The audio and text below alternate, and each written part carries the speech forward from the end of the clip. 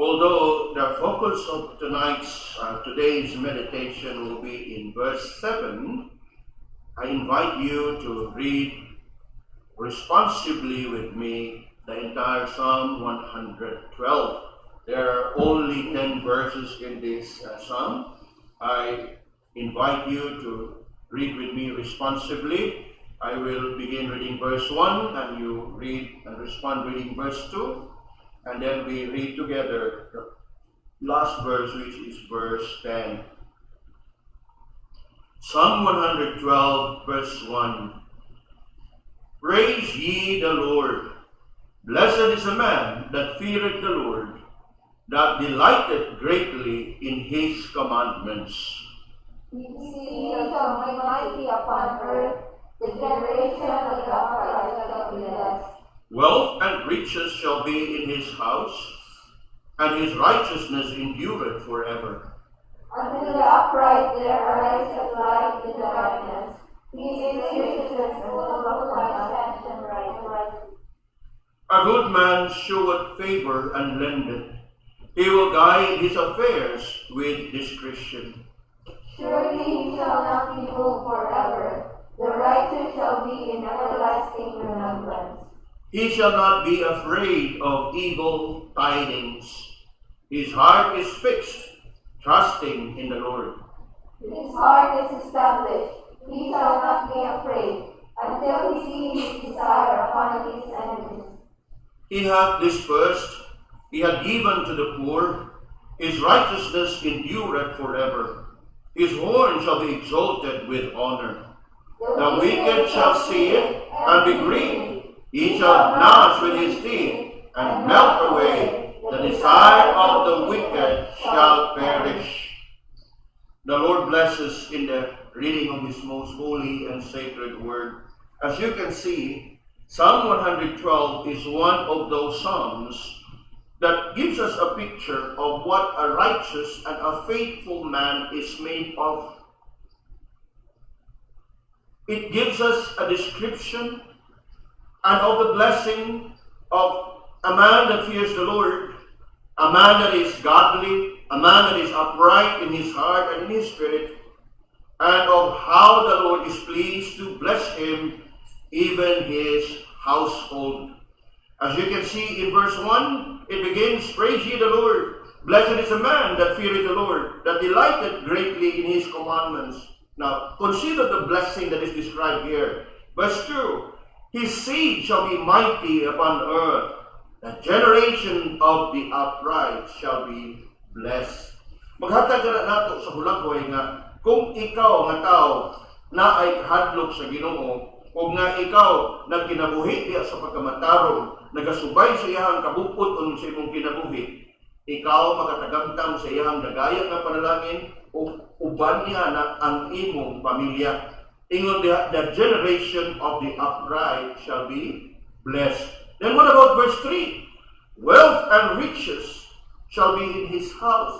Now, this has nothing to do with that affluence and prosperity, but it is more of how the Lord would see to it that a godly person is supplied sufficiently by the Lord. Now, wealth and riches shall be in his house. In other words, the Lord will see to it that he shall be provided, and he will have that sufficiency in the Lord's supply upon him. And you look at the second half of verse 3, and his righteousness endureth forever. Meaning, ang iyahang pagkaadunahan tungod sa dagaya nga panalangin sa Ginoo diha kaniya, dili makapausab sa iyahang kinabuhi, dili makapausab sa iyahang lifestyle.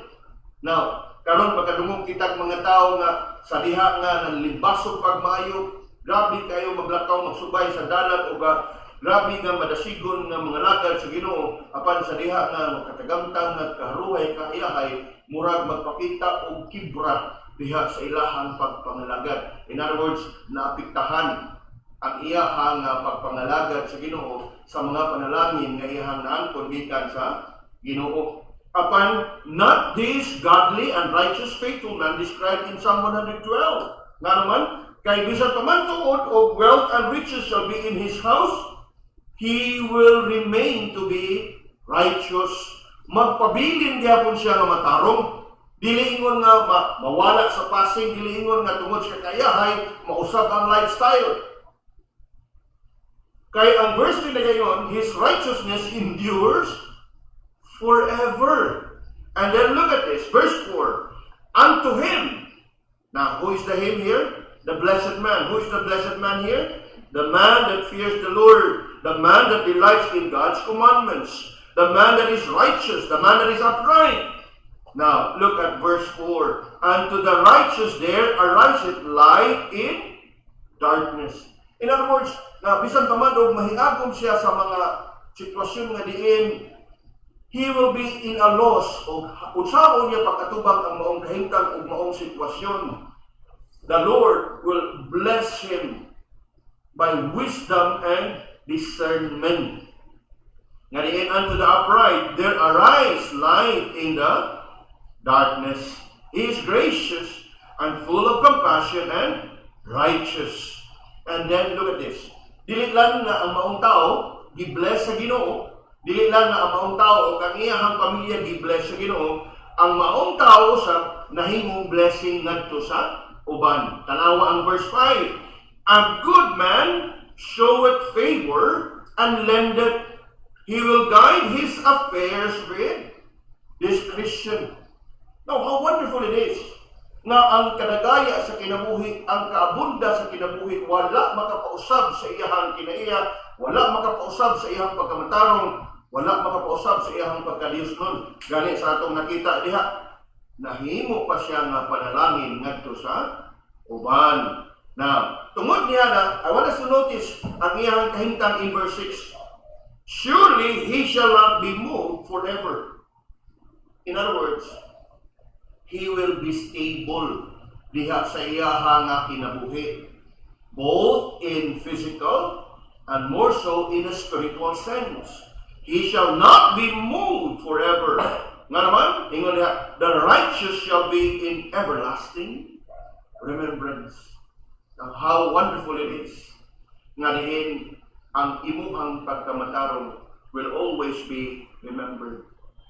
And true indeed, as we think of righteous Job, thousands and thousands of years, ang iyahang pagkamatarong hangtod karon atong gihandom, ang iyahang experience sa kinabuhi o sa giunsa niya pagpadayon sa pagsalig sa Ginoo taliwa sa tanan nga iyahang nahiaguman, hangtod karon nagpabilin siya o padayon siya nga nahimo natong panag-ingnan o padayon nga naghatag kanato sa pagdasig o pag-encourage nga musunod sa iyaha usab nga mga testimony. And true indeed, these are the qualities that is worthy of our consideration. Apan, niining kagabion, I'd like us to look at this quality of a God-fearing man that is found in verse 7. Look at verse 7 again. It says here, he shall not be afraid of evil tidings. His heart is fixed, trusting in the Lord. Now, what is verse 7 actually telling us is this. Because he is stable in the Lord, as we learned in verse 6, surely he shall not be moved forever. Even when he will hear of bad news, he will not be afraid. Now, look with me on the first part of verse 7. He shall not be afraid of evil tidings. Evil tidings there, in today's English, simply means he shall not be afraid of any bad news. Now, who wants to hear bad news? Frankly speaking, mga kaibigan, we are not comfortable to hear of bad news or evil tidings for that matter. But since they are inevitable, we have learned to live with it and live through it. If only we have our way, we would only want to hear good news. But you know what? Just as there is good news, bad news is also inevitable. They are part of life. O gani, tungod niya na even when we are not comfortable to hear of any bad news, we have learned to accept it and we have learned to live with it and live through it. Now, I want to apply this in our situation, in our current situation today. That when we talk about evil tidings or bad news, this is not just about the bad news of oil price increase. This is not about the bad news of an incoming low pressure area or a storm signal. By bad news, I want to put it into a practical way that we mean tragedy in the family, a calamity, a destruction, or anything opposite to what is generally good. In other words, a disaster or a difficult situation that may just come our way. These are the kind of bad news that I'd like us to consider. Now, in this type of pandemic, it could mean the following: losing one's job because the company you're working has closed down and declared bankruptcy. I'm sure it's bad news. Or perhaps you may have your own business but have to close shop because businesses are not doing well. For sure that is bad news. Or perhaps because of the crisis, you may have been struggling to make ends meet. That is another bad news. Or perhaps somebody in the family has fallen sick. Or perhaps ikaw o ako mismo have tested positive of COVID-19. It surely is bad news. But you know what? I want us to look into this verse. Even when bad news comes, look at this. He shall not be afraid of evil tidings. Hearing of any one of these things that I've mentioned can be surprising, yes. Can be stunning, yes. If not, it can even be shocking. Because as I have said, it's a bad news, right? It will surely have its effect in us, ranging from a simple disappointment to depression, and even desperation and devastation. But you know, mga kaibigan, if you are one that fear the Lord, you should not be afraid of evil tidings. Yes, initial response, we will be shocked. We will be stunned, huh? Now, imagine for yourself that you went to see a doctor and have yourselves checked, and then the results come, and you were told you have stage 4 cancer. Shocking, right? Or again, in today's situation, you go for a test and you tested positive. Shocking, right? And I am sure we don't feel comfortable to hear of such bad news. Because any of these bad news surely will have its impact in us. Yes, some will be depressed, some will be disturbed,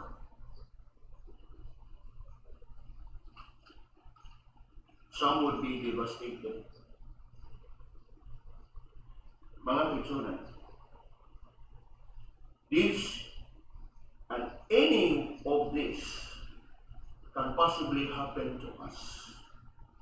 But not so if you happen to be one that fears the Lord. Look with me again in verse 7. He shall not be afraid of evil tidings. Meaning, he shall not be afraid of any bad news. You know, mga kaibigan, one can only wonder, where would they get such a courage and confidence that they will not be afraid of any bad news? How are they able to come up with a courage and confidence? How are they able to have such a guts? Now again, human nature, the common response to any bad news is what? Yes, I mentioned already, you'll be surprised, you'll be stunned, you'll be shocked. If not, you'll be discouraged, you'll be dismayed, you'll be in distress. But look at the verse. A man that fears the Lord and delights in his commandment is a man that shall not be afraid of evil tidings. He shall not be afraid of any bad news. Now, ang pangutana is, how are they able to have such courage and confidence? How are they able to have such guts? Because that is how we often think of it. Grabe ka na siya guts, digil-digil na siya lion who surrender. You know, mga kinsan, let me tell you, if you are a man who fears the Lord, you should not be relying on your own guts in the first place. And so, as we think about this verse here, that tells us that a godly man shall not be afraid of evil, it has nothing to do about his guts. Rather, it is a spiritual response anchored and fixed in the very character of God. Whereas human nature focuses on the situation and the circumstances, looking at what has happened and what might have happened, the godly person, the person that fears the Lord, and the person that delights in the commandment of the Lord, focuses not on the circumstances, but upon God who allows things to happen. Now, balik-balikan na to ang mga kinabuhi. The usual response that we have, the usual manner, the usual attitude, the usual behavior that we have every time something is amiss sa atong kinabuhi. We try to reflect, we try to look back what has happened and what would have happened. Kaya nga, we try to troubleshoot. O buwa siguro na kung ni kuha na ingon ani, dili ni man ingon ani. Now, the thing has happened already. Sa ato ang panuntihan mo na tayo mahins. And this is where the difference lies. Because for a person who fears the Lord, he doesn't focus on the situation and the circumstances, looking at what has happened and what might have happened. But the godly person focuses upon God, who allows things to happen. It is about God and not the circumstances. It is all about God who knows the end from the beginning. It's all about God who ordains whatsoever comes to pass to accomplish His plans and purposes. It's all about God and all His glory. As we think about this, mga kaigsunan, this is the kind of spirit, this is the kind of attitude, this is the kind of character that godly person is made of. And you know what? We find this in Job, who after the most devastating experience, remember, he heard a series of bad news. Remember? Ang iyahang mga kahayupan, ang iyahang mga sako, siya rin nabilin to tell all bad news, right? One after another. Hearing bad news one after another of losing all his possessions, all his livestock, even losing all of his 10 children. I'm sure you know how Job responded, right? Naked came I out of my mother's womb. Naked shall I return thither. The Lord gave, the Lord hath taken away. Blessed be the name of the Lord. Unsay buti pasabot mga kaigsunan. In Job, we see the personification of what it is to not be afraid of evil tidings. Job heard of a series of bad news, one after another. Yet, as verse 7 tells us, he shall not be afraid of evil tidings. The same spirit that we can also find in Joseph. Again, a very familiar character in the Bible, and of how he endured his ordeals until he come to the end in Genesis 50, that he met with all his brothers to tell them, "But as for you, ye thought evil against me, but God meant it unto good, to bring to pass, as it is this day, to save much people alive." Joseph did not focus on what has happened, but he focused in the one who allows it to happen.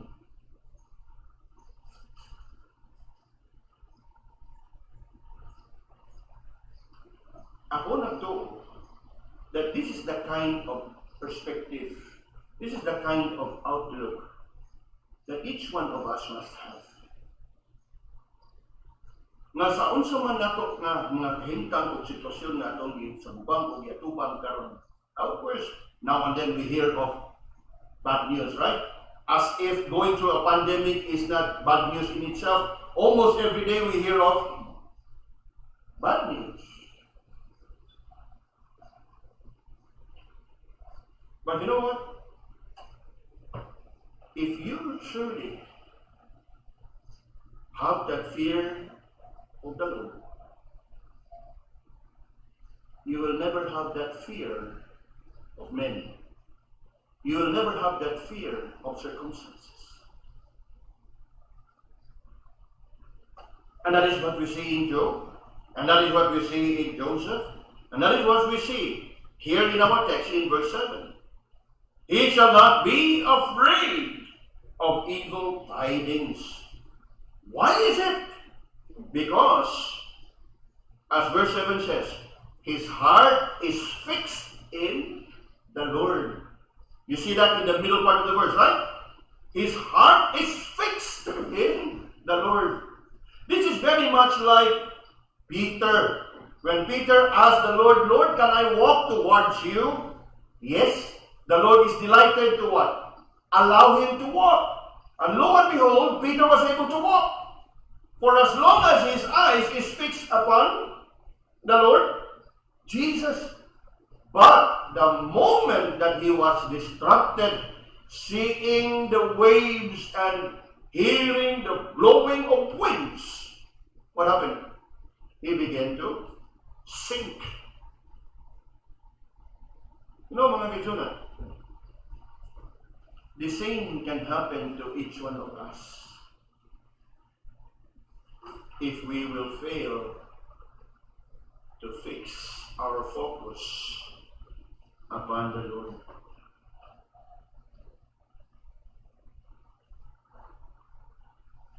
He will not be afraid of evil tidings because his heart is fixed upon the Lord. Fixed, anchored, glued, nakapilit, nakatutok, that he cannot afford nor even allow himself to be distracted by what is happening. That no matter, regardless of what is happening, he simply have his heart and mind fixed upon the Lord, because he knows that the Lord knows what is happening, because all that is happening is of the Lord.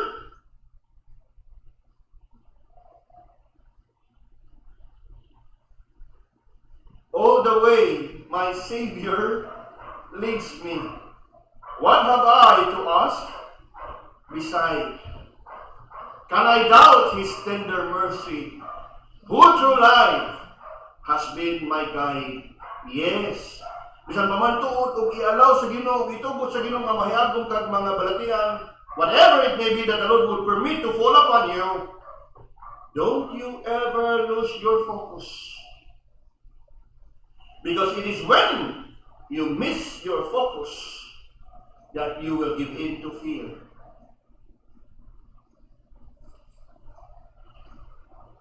Look at verse 7 again. He shall not be afraid of evil tidings, nga naman, because his heart is fixed upon that word. You know, mga kaibigan, this has nothing to do with guts. You know, this has nothing to do with our cleverness and our smartness. Some people would attribute it to what as na siya pain threshold. He can endure. He has had a lot of experiences in the past. Now we need to understand that if you are in Christ, it's no longer about you. So, he shall not be afraid of evil tidings, because what? His heart is fixed upon the Lord. And secondly, his trust is in the Lord. Look at the remaining portion of verse 7. He shall not be afraid of evil tidings. His heart is fixed. And look at the last part. Trusting in the Lord. Trusting in the Lord. Another reason behind such courage and confidence to deal with bad news that would bring about bad circumstances or bad situation in life is the trust in the Lord, who is sovereign over all. You know, mga kaigsunan, dili ni siya pareha sa mga tao diha sa kalibutan na maingon lang din nga, kung napasitive, bahala na. Yato na lang ni, you know, the kind of mentality of among people in the world, kanang gitawag nila bahala na, is fatalistic. Whatever will be, will be. In our case, it's not fatalistic. It is faith. We trust in the Almighty God, who is sovereign. And being sovereign, He is in total and complete control over all things. In fact, as we think about God being sovereign, He rules and overrules. And He is in complete control. Meaning, bisan ka nang nahitabo ka nato sa kadaadlaw, is under His sovereign will. Nothing happens by chance. Now, of course, I don't have the time to elaborate further, but the point is, it's not that the Lord would just anyhow permit things to happen to us, but that rather, God, in all that has happened and will happen to us, comes with His plans and purposes. Comes with all His plans and purposes. And this is where we differ from the people in the world. Because when bad things happen to the people in the world, they try to look back. Ay, ikaw ginakadimal, ikaw ginakadaokwan, wak pa lang ka magkongkwan, di kita maingunani. That is why we often hear of pointing fingers. You know what? If you really and fully have understood how God and His providence work in each of our heart, you'll be able to come to a point of realizing that nothing happens by chance. While the people in the world looks at every turnout of events in terms of cause and effect, maong gina cause and effect, o mapalpak gani, mangitag kamahayan o kabasulan, o kadaogan gani, ay ikaw kaming bida. Diba din ho? That is how the world lives. Pero kung ikaw anak sa Ginoo, nothing happens by chance. It is all of the Lord. It is under His providence. That while the people in the world looks at every turn of events in terms of cause and effect, or in terms of accidents and coincidences, the man that fears the Lord looks at things in terms of God's providence.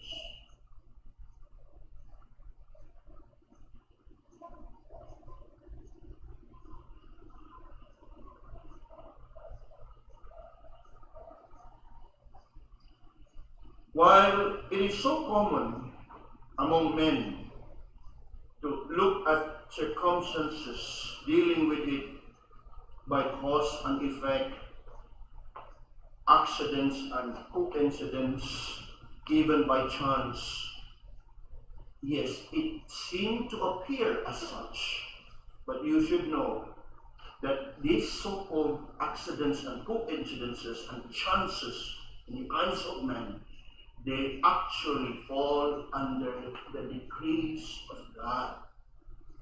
Nga kung nakasabot ka niini nga pagtulunan diha sa pulong sa Ginoo, bisan pa man tuod o lisod ang kahintang, bisan pa man tuod o makangilisan ang imong hikaguman. I'm sure you would want to sing it with me, right? Whatever my lot, thou hast taught me to say, it is well with my soul.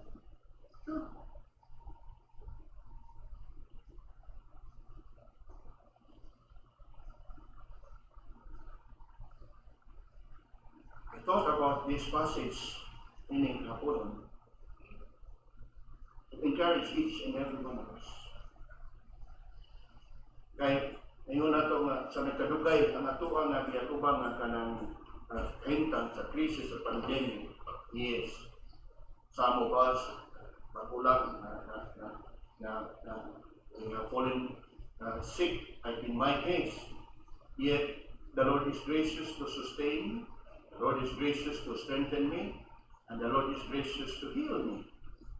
Now, I have not been for COVID test, but I trust that the Lord is able to protect me and preserve me. Not that I discourage going for COVID test, but if you are able, please go. But the thing is, in all these things, I'd rather fix my heart, even my eyes, upon the Lord.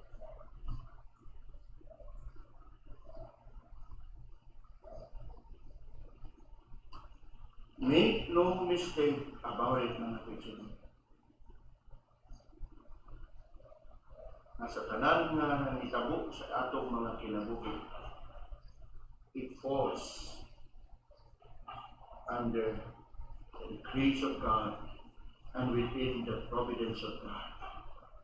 And it actually means that whatever happens and everything that happens is completely within God's sovereign control. Kunya, ayaw kalimot, anak biya ka sa Ginoo. That even when He may permit you to go through some time of suffering, even when the Lord would allow you to go through suffering, bearing with the infection or the affliction in the body, you can be rest assured that the Lord will sustain you and strengthen you and carry you through. Unless the Lord is calling you home.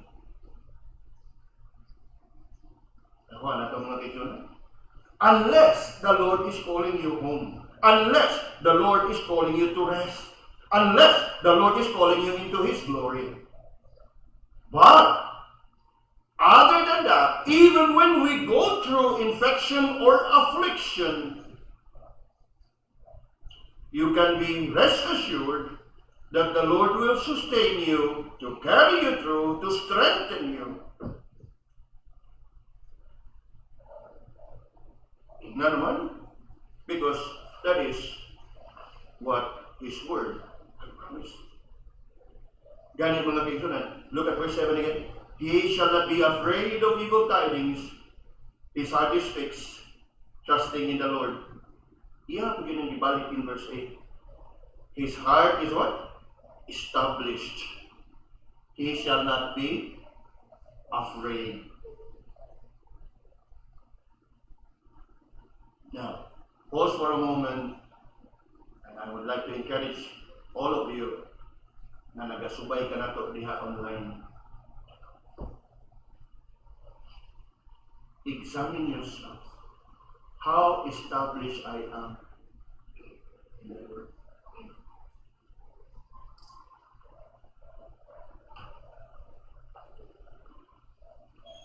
His heart is established. He shall not be afraid. And so, My dear brothers and sisters, and to everyone joining us in this online gathering, may your heart be comforted. May you be encouraged from God's word that even when we may find ourselves in a very difficult, in sometimes even distressful and disturbing situation, even when you may think that it's a matter of life and death, now take comfort and be encouraged. He shall not be afraid of evil. And what's the reason behind? Because his heart is fixed, trusting in alone. May you be encouraged. May you be comforted.